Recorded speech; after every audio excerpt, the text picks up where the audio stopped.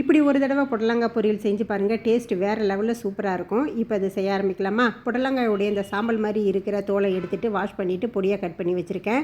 இப்போ வாணலில் எண்ணெய் விட்டுட்டு தாளிப்புக்கு கடுகு, உளுத்தம்பருப்பு, சோம்பு சேர்த்து பொரிய விட்டுட்டு இதில் ஊற வச்ச பச்சை பயிறு சேர்த்து இந்த எண்ணெயில் பருப்பை நல்லா வதக்கிக்கலாம். கடலைப்பருப்புக்கு பதிலாக அந்த பச்சை பருப்பு சேர்த்துனா டேஸ்ட்டு நல்லாயிருக்கும்.